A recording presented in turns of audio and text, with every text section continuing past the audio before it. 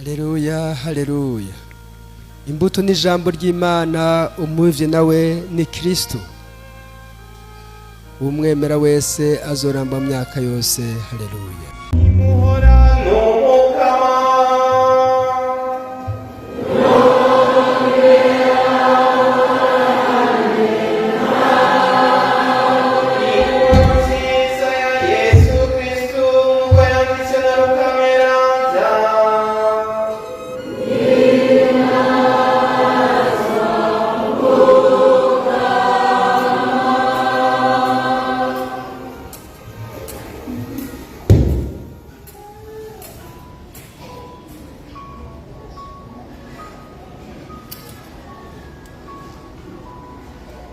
Muri irya minsi Mariya arahaguruka agenda yihuta mu misozi aja mu gisagara ca Yuda.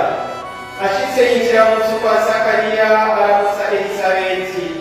Elisabeti ngo yumva indamutso ya Mariya, umwana arakakaza mu nda. Elisabeti yuzuye na mutima mweranda atarika amazi acishije hejuru ati, mu bagore warahezagiwe kandi n'umwana w'ibungeza arahezagiwe. Mbega iryo teka ry'uko nyina w'umukama wanje aza kundamutsa ndaritewe n'iki? Mbaye ncumva amajambo y'indamukanyo yawe, umwana afise arakakaza mu mbanyi, akanyamuneza kariko karamusya. Eka urahiriwe wewe bebe iryo watumweko n'umukama rizoza. Mariya acashenese umukama avuga ati, umutima wanje uraninahaza umukama, umushaha wanje wahimbawe n'Imana y'umukiza wanje, kuko yibutse umuntu wiwe muto muto. Kuva ubu abantu bose bazonyita mugirwe, kuko rumira byose yagiriye ibitangaza, izina ryiwe ni ritagatifu. Agirira ikigongo abamwubaha bose, abavyeyi n'abana.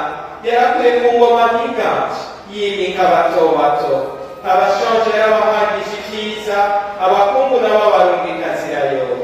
Yarabungabunze Israeli umusavyi wiwe, yibuka ikigongwe ciwe, nk'uko yari yaravyemereye abasokuru bacu bazotabara Iburahimu n'akabuto kiwe imyaka n'imyaka. Arateza Mariya kumana na Elisabeti nk'amezi 3, hanyuma arataha imuhira. Dushimanize inkuru nziza ya Kristo.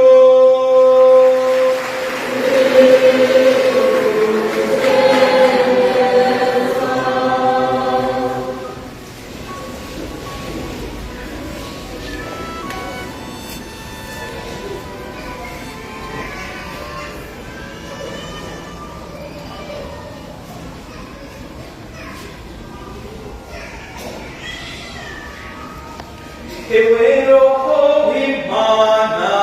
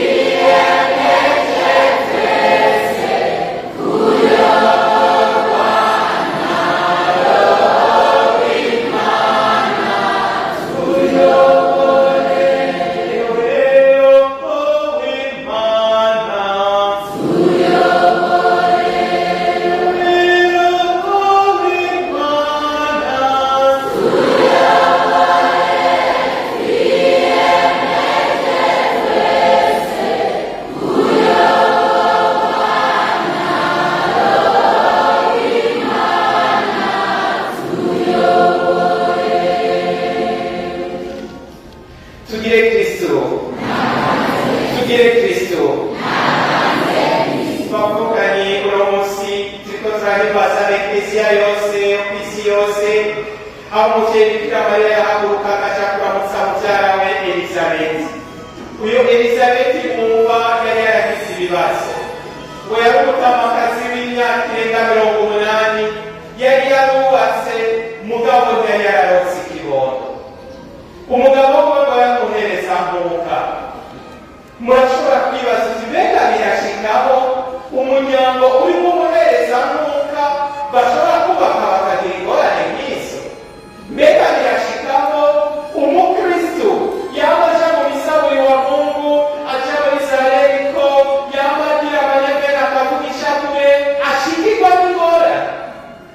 byaba byatubayeho kandi ibyo ntibidukanga biradutera ubwoba kuko inyishu y'ibyo byose ni Yesu. Bavukanye ngo uhereza nk'uka Zakariya umunsi umwe agenda mu isengero agiye guhereza inkuka.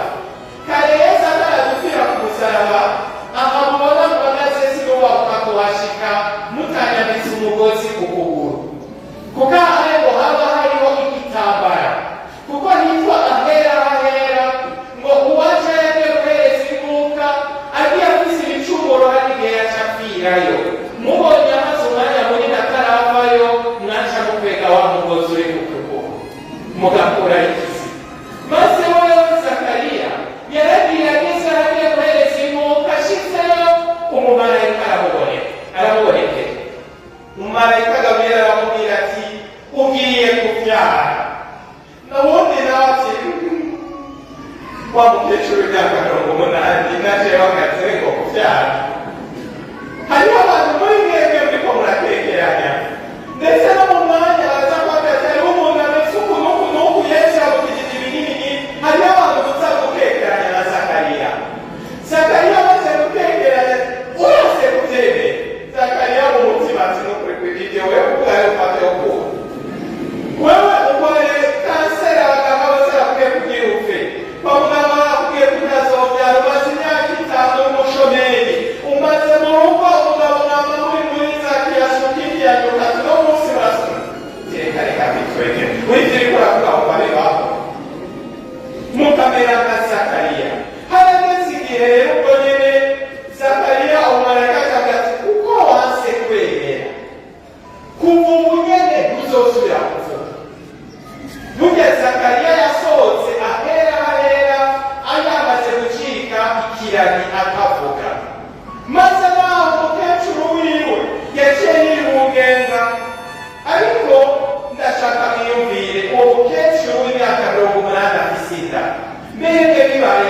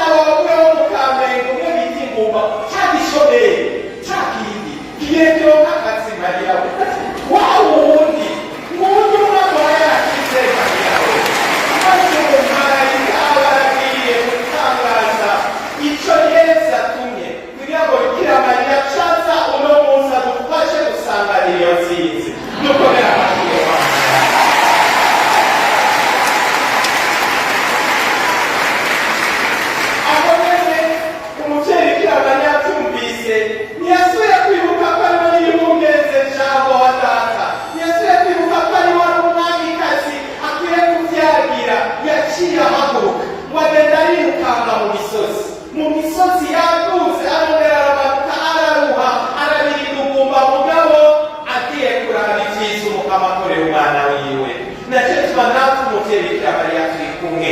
Aha yaduze imisozi y'abapfukamye yagize iki kugira ngo je nawe uno munsi tubohoke, je nawe uno munsi dusubirane akanyamuneza, je nawe dusubirane iteka.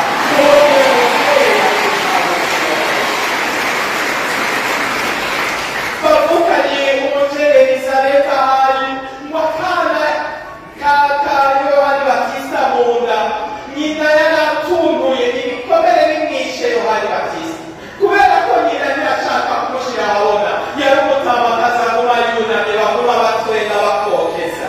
Ariko Mariya ashitse ati Elisabeti we, vyose biba birahindutse. Mukanya uraza kumva ijwi riguhamagara wewe, Yesu araza kukubwira ati Makulata we, Yosefu we, Benaruto we, ubwo nyene vyose bibe bihindutse.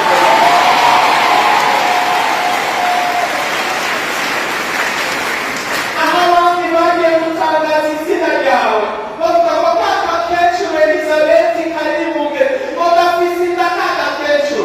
Aho abandi bagiye gutangaza izina ryawe barishira ku bapfumu, aho abandi batangaje izina ryawe bakuvuma, aho abandi batangaje izina ryawe bakindira ku mutwe w'inzu yawe, uno munsi izina ryawe riratangazwa mw'ijuru kugira ngo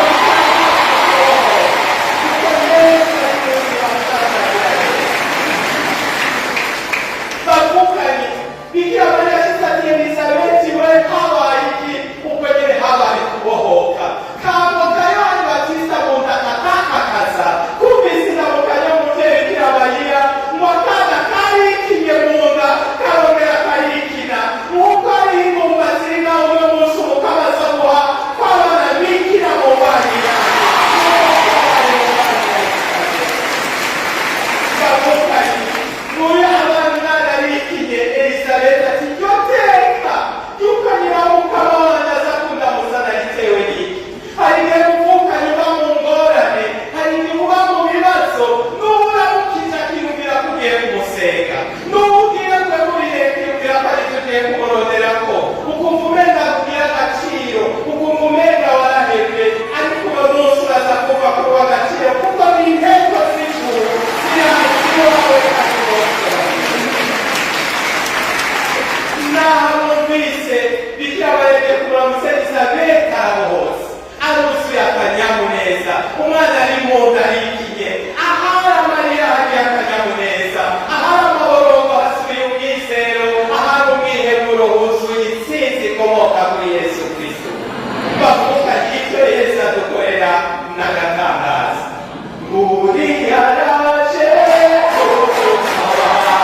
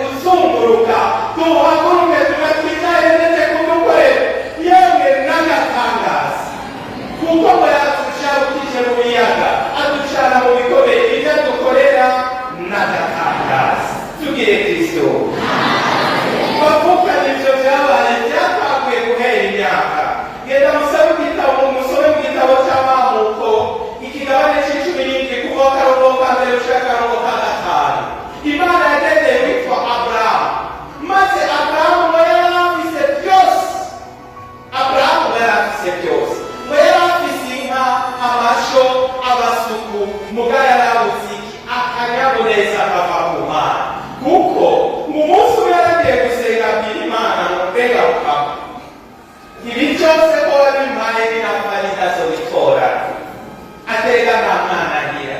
Imana iramubwira ati wewe nzoguha urubyaro rungana n'inyenyeri zo kw'ijuru n'umusenyi wo ku kiyaga. Aburahamu aratekera ati wowe nzoguhindurira ubuzima ndaguhindurira amateka. Maze Imana imaze kumugendera ati wowe sinikwise Aburahamu, nkwise Aburahamu se w'amakungu. Maze Imana iramuhindurira iki? Amazina. Kuno munsi ndabwira Yesu, nawe urabwira Yesu mpindurira izina. Aho babitiye ingumba ndarushe nkeneye kwita umubyeyi, aho bitiye umushomeri ndarushe nkeneye kwita umunyakazi, aho bitiye umupanga Yesu ndarushe kora icyo ukora mpindurira izina. Ngenda ashaka kumpindurira izina. Yesu aho babitiye umurwayi ngo kakandi kagwaye umwe muzi hagati waho ugakomeye umwe yakira wa munsi mpindurira izina.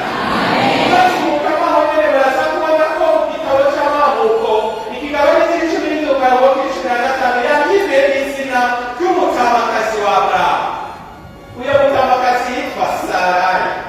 Maze Sarayi Aburahamu agenda kumubwira ati Imana yambwiye ngo tuzovyara. Aramuraba aritwegera.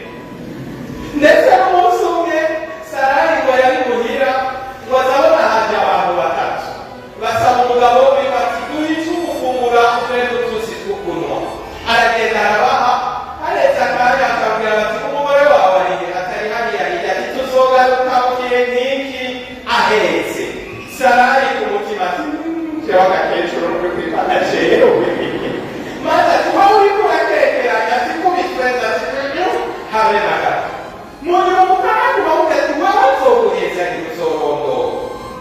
Umunsi umwe Sarayi ati oya, mbere abwira umugabo we ati nyamara umutware wanje Aburahamu, urabona ko jewe ndashaje singiye kuvyara. Niyo Imana rimwe yavuga yashatse kuzovyara uciye ku musukukazi wawe. Maze Aburahamu ati ukoko nabaraya ko ukoko jewe sinshaka ndarindira imana izoma. Undi ati eka nkiri umucoreke yanje. Iyo coreke yitwa Agari. Maze acamuhereza Agari ati genda mubyarane umwana azovuka azokwita uwanje, kuko uyu musukukazi ari uwe wanje. Aburahamu yama gusambura urugo aja kuryamana na Agari. Maze niho havutse umwana yitwa Isimayeli. Maze Agari amaze kubona yibungenze ngo Sarayi akamubwira ati gira iki? Ubundi arakagati ndagikora yibungenze umwana w'umuhungu. Ati gira iki? Sinkima je ndibungenze w'ingumba. Iruku sinkima je ndibungenze.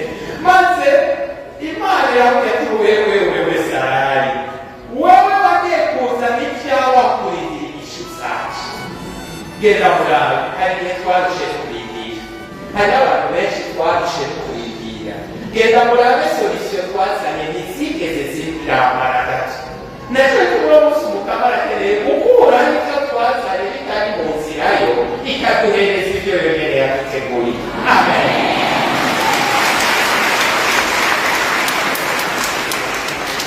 Munyuma Imana yahavuye igeze ibwira Aburahamu ati hewe fata umusukukazi wawe Agari n'umwana ubakureho, kuko aho hagenewe umwana w'isezerano.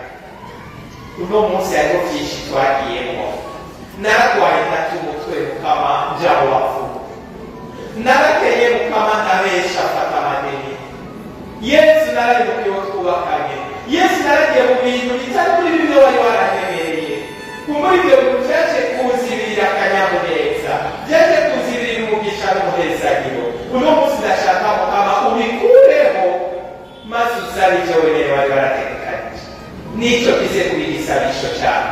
Nawe rero wa mutamakazi Sarayi yavuye yibungenga akabyara umwana yitwa nde? mwumvirize ibitangaza Imana ikora. Maze abo bana barabaho. Hariho umuntu yitwa Yosefu murazi ko yagurishijwe na bene wabo bashaka kumuta mu kinogo. Inyigisho y'ubuherutse ngaha nyene twari twumvise inyigisho mu misa iheruka twasangiye ngaha, nabigishije ndababwira ko uyo Yosefu bene wabo bamugiriye inzigo bamuta mu kinogo, maze ariko ava mu kinogo yakomeye bavuga ngo bene wacu mungabare. Bene wabo nta n'umwe yamutabaye, n'ijwi ryiwe ntibaryumva.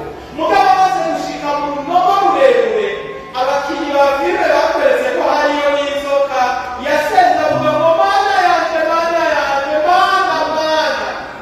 Nagiye mubwire muri izo ngorane zawe, hari igihe iyo wari umusonga ucubita n'uwamubakanye we nawe reka kurwara n'umwana ntatanze ububabare urimo. Waniriye abana bariko papa rwanda ariko mama nawe arikinisha ubwo reka pisiyesi waratugoye koranaga mama wakumira ibintu utariye wibaza ko yase kubirya atabishaka bavukanye aho yabisonga urimo aragereza abantu bituyitaho. Ni nawe nabigishije nti hari ikinogo ukorokeramo ukabona ukumva n'Imana yawe yonyine. Nacyo bituma uwo munsi mvuze gutinya kutumva ijwi ngusebere mpamagare Yesu, kuko abandi hari igihe tutumva ibyo urimo, hari igihe abandi tutumva amakuru urimo, hari igihe abandi tutumva ukuntu urushe, hari igihe abandi tutumva ukuntu uremerewe. Naho Yosefu yaciye arasemerera maze ngo bazabona abantu b'abanyamadiyani bariko bararengana, ngo bahaciye bakavuga ngo hewe mureka ko tumwica ngo tumugurishe, maze bamwe bamukorera mu kinogo, ni nabo mururutse yo kumukurayo. Numvise iyo wari Imana yawe n'uwakuroze wagaruka asa no kukubwira ko abere barakuroze. Abarozi muri ngaha tubwire Kristo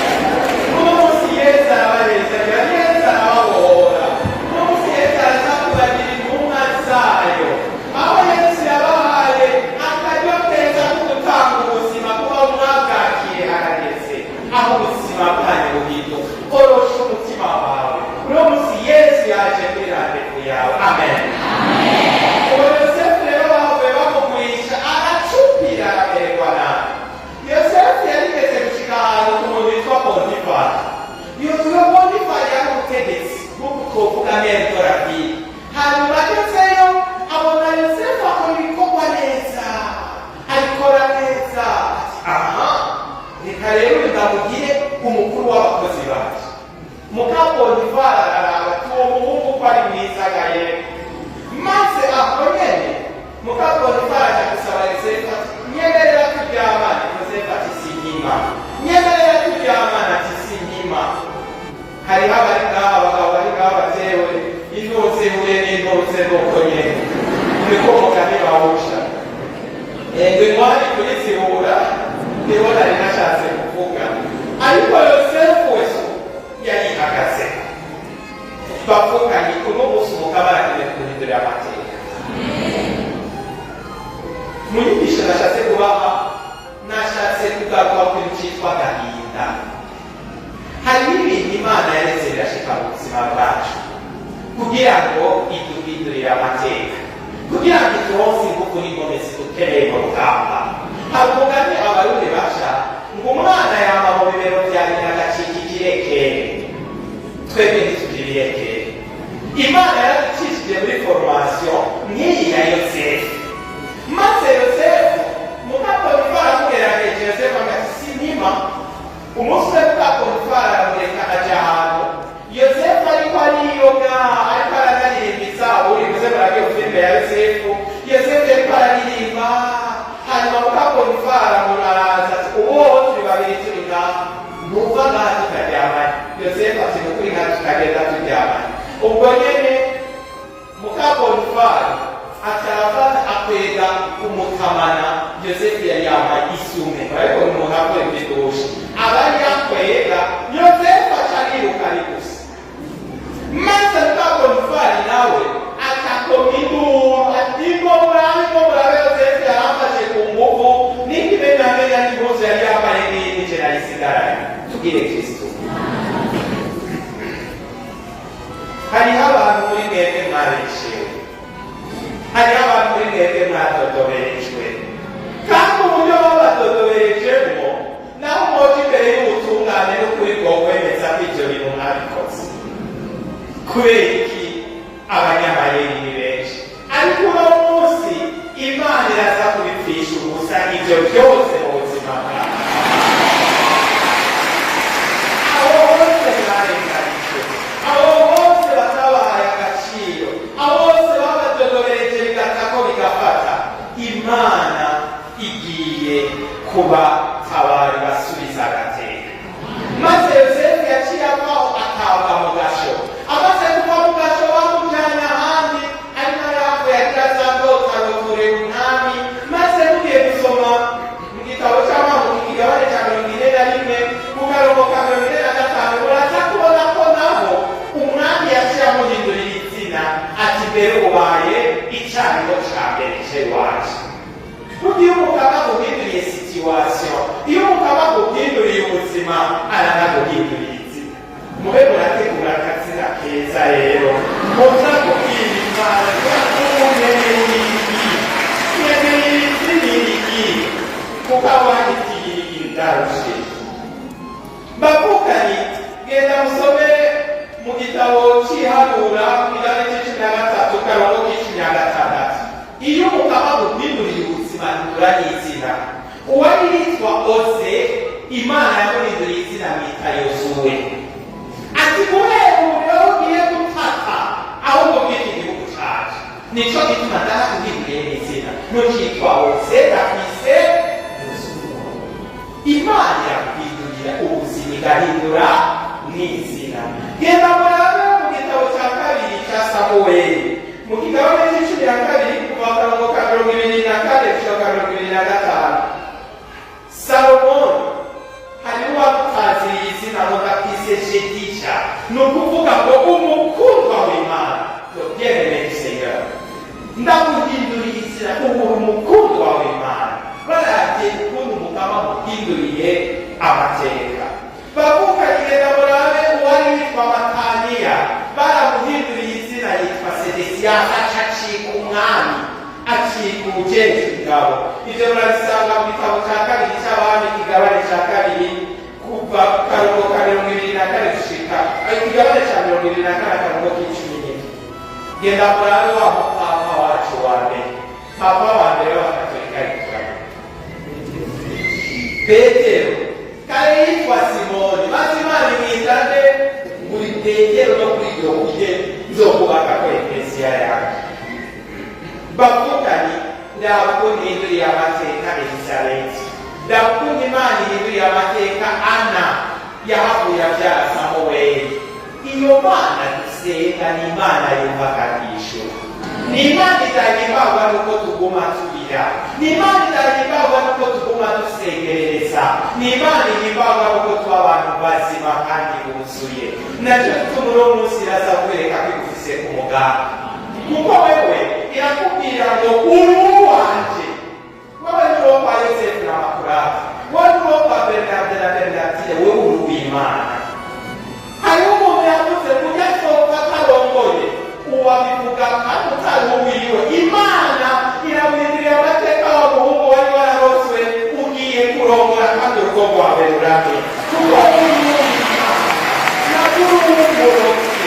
Wewe amateka yawe agiye guhinduka. Hariho abantu benshi muri twebwe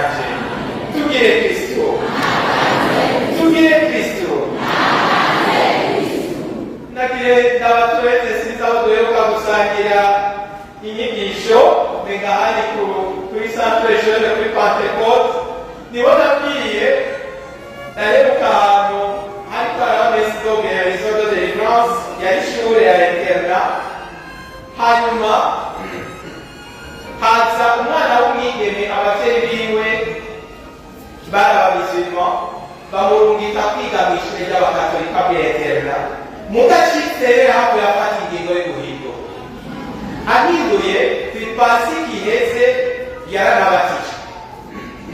Hanyuma ndagenda turasangira inyigisho iminsi 3 n'ubwo rwaruka, iminsi 3 iryoshe cyane, yari imigisha n'imihezaniro. Hanyuma umunsi wo gusoma ibisa gupira kubohoka, nyamukobwa araza arambwira ati genda afise ingorane, ati jewe mama we yahavuye apfa amuvumye. Hanyuma nyamukobwa ahari muri interna arashobora kubona muhagarara kazoza arakomye induru ngo ehe mama nguyo muri kumwe, ngo kandi ariko arangaba n'abagira ngo iki umuzimu wa mama we waramuteye. Jewe ntibimbwira ndavuga nti iyi ntambara ni Yesu Kristo Umukaristiya wenyine aza kuyishobora, reka mbibwire ndakwere. Turaja muri iyo misa n'ukuri twagiye nabo bajejwe icozi mu kibanza iyo misi ihereramo, twahereye saa 3 twavuyeyo hafi 6 yo ku mugoroba, ntamwigeze amenya ko saa 6 tutandariye, harimo n'abana batoya. Hanyuma iyo misi yaba turatembereza Yesu aratubohora aradukora aradukiza.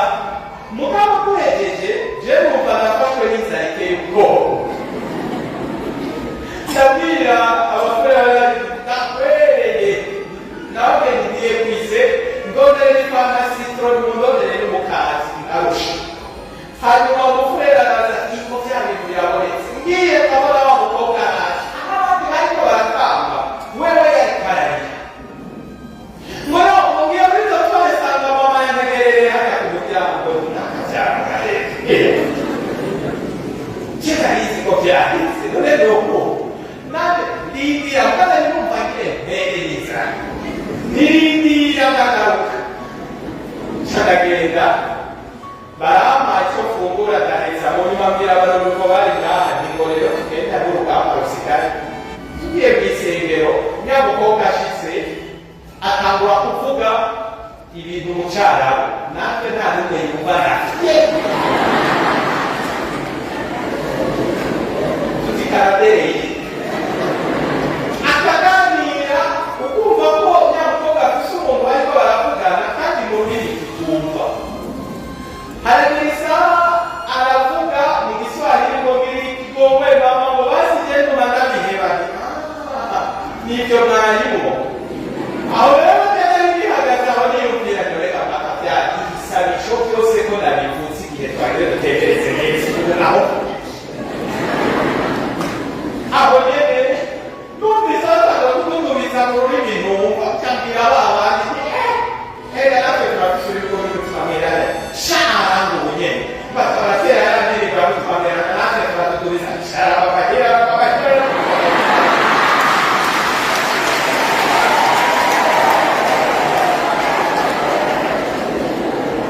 uko tugira shara nange niko nawe yatsiriye amatwi tukabona ko ni aha warusikoreho ubuzindimi hari ubuzindimi gusumba izo ziwa reka rero izo nini zigukorereko arakoma induru kuko yavuye abohoba na shara arakiraranira arakukumba bavuganye. Hariho abantu rero bazi gukoresha ururimi rwabo bakarutuvugira kw'ibibi, natwe tumenye ko ari ururimi rwo muri mutima mweranda. Iyo ibyo byavuzwe natwe iyo muvuzwe bya bindi byose bivarusa. Mugende mubwire n'abakiriza ubikomeza ukige uvuge n'ibyo by'iwawe, nanjye ninatangura nkatangura n'umutima mweranda we urasha urasha.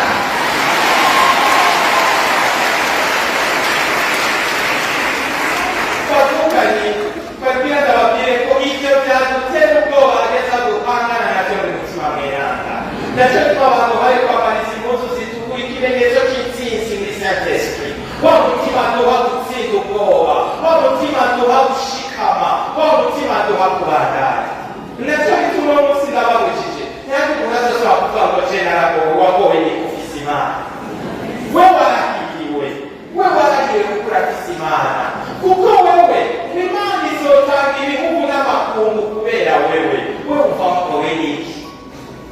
ubu harageze aho ushika uti kubera iyi nzara y'umunsi umwe uti turabana b'Imana turabana isoma ryose ubonetse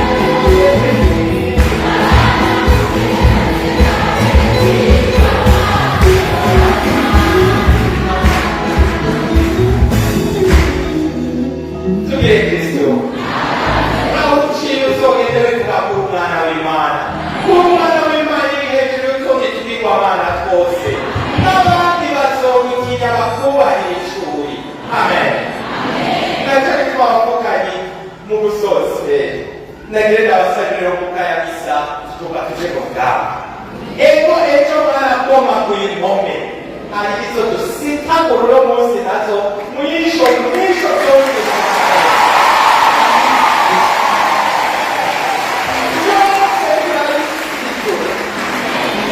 ikintu cya mbere cyakubasaba musitura ubuki mukama ibintu byose bidurumanya byavuye mu muryango ngomokamo ndabitembagaje kandi ndasize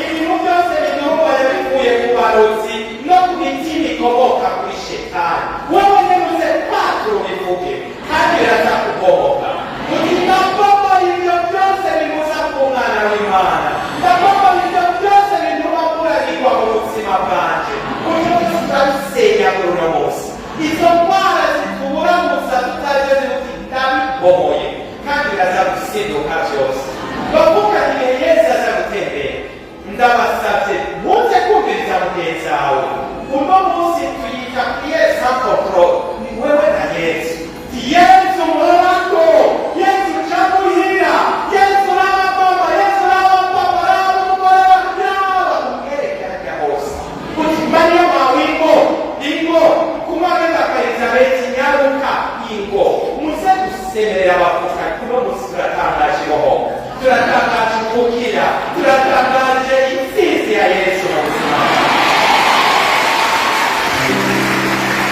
abasabe kandi igihe cy'ihereza icyambere Yesu akeneza amahera yawe icyambere akeneye umutima wawe ndabasabye bazawutera indirimbo gushikana mufata agaciro Yesu kwipate n'agahashitsi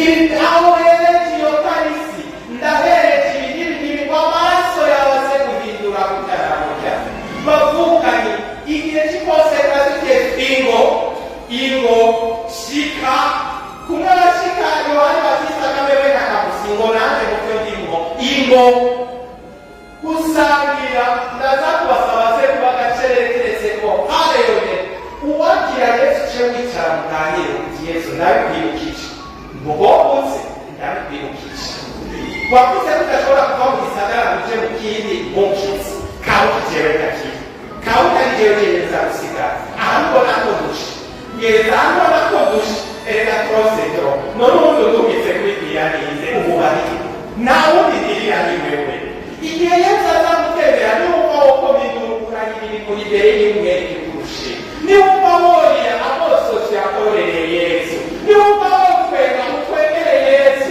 wumva wokabuze gutambira Yesu kuko twebwe turi bantu imbere yawe reka twe tugerwa kukubona uri kuganira tugerwa kukubona uri umukene tugerwa kukubona udupfukamira ushera nibyo bituma urakwirira Yesu wawe nawe twe tunobuza tubwiye ngo nimuze mwebwe mwese murushe kandi muremerewe ndaza kubaruhura uno munsi dutaha twemurutse uno munsi dutaha dukize dutaha tubohotse dutaha byose ari bishyashya mu buzima bwacu mwararose akaryo kwandikira amakete Yesu ngenda basabe muce mutera ururimo rwo guhamagara kimameranga mukopye mumuhamagara umwanya wose tuba turiko turatwira iyo mitwaro mu kibanza cy'ibisabisho rusange uno utanditse mu gacerero biti mukama ndakwibukije ndanabibutse kuno munsi twebweyo kandi Imana iradushyigishaga rero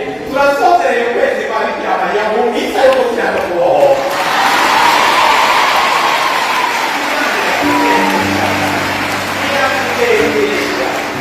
Umubwira uti mama mami uku kwezi ni kwezi utampaye kado, ndatubakeneye kado imwe ku mubyeyi uti banyama ndakeneye kado kandi nzoza kuvuga hose kubera yose ko wasabiye muze kwiye ndakeneye kado mama mami ndakeneye kado ivuye iwawe muri kuno kwezi aho usozereje riko aho usozere ukwezi kwakugenewe aho mwimaze baja kwa muvyeyi kama yadakeneye kado ivuye iwawe mama mami cyakindi gutunduje umutima turaza kugihereza Yesu turicishije wewe mubyeyi wacu Bikira Mariya.